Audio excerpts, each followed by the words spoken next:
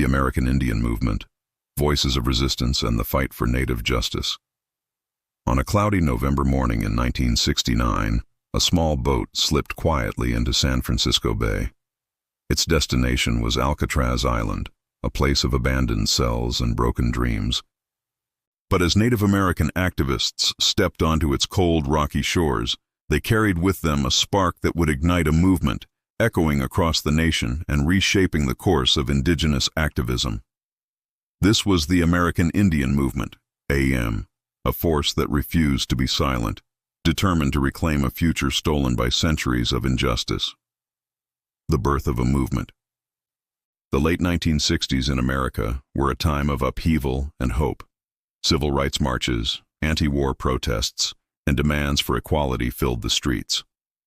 Yet, for Native Americans, the struggle for dignity and justice was nothing new. Generations had endured broken treaties, forced relocation, poverty, and systemic discrimination. Urban Native communities in cities like Minneapolis, Los Angeles, and San Francisco faced police harassment, poor housing, and limited access to healthcare and jobs. Against this backdrop, a group of determined leaders, Dennis Banks, Clyde Belcourt, Russell Means, and others, founded the American Indian Movement in 1968. Their goal was simple yet radical: to shine a light on the daily realities of Indigenous life and demand respect, sovereignty, and real change. From Minneapolis to Alcatraz, protests that shook America. AIM's first actions tackled police brutality in Minneapolis. But quickly the movement grew, drawing inspiration from the wider civil rights movement and the power of high-profile direct action. In November 1969, Native activists from many tribes occupied Alcatraz Island, invoking an old treaty that allowed them to reclaim unused federal land. For 19 months they held the island, transforming it into a symbol of Native resistance and unity. The world watched as the voices of Indigenous America rang out from the stone walls of Alcatraz. AIM was just getting started. In 1970, activists occupied Mount Rushmore, the sacred Black Hills of the Lakota Sioux, challenging Sioux-S founding myths and demanding the return of stolen land.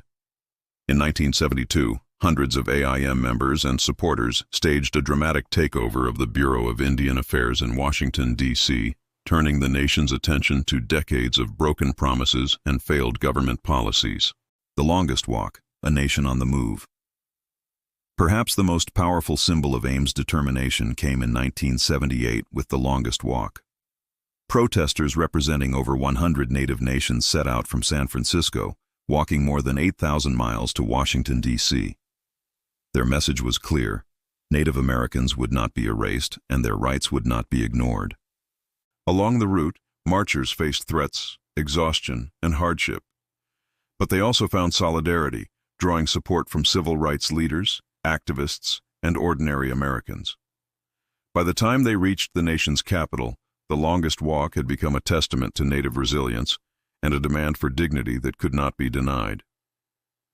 Wounded Knee, Confrontation and Consequence.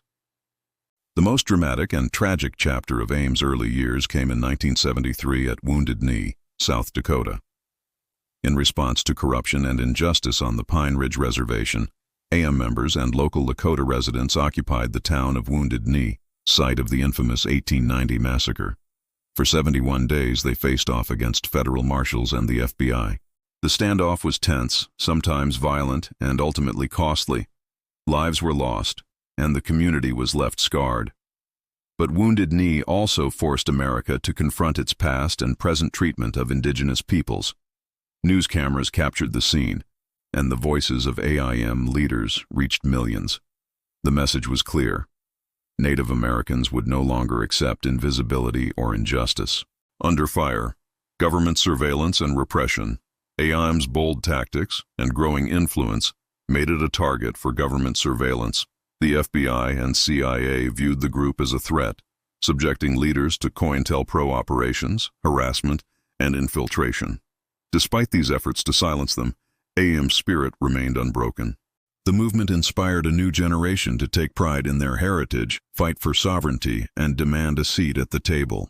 AIM's enduring legacy, While AIM's most famous actions took place in the 1960s and 70s, the movement endures. AIM chapters continue to operate, advocating for land rights, environmental protection, cultural revitalization, and justice for missing and murdered Indigenous women. The spirit of AIM is alive in today's water protectors at Standing Rock, in efforts to restore tribal languages, and in every Native voter who turns out to shape the country's future.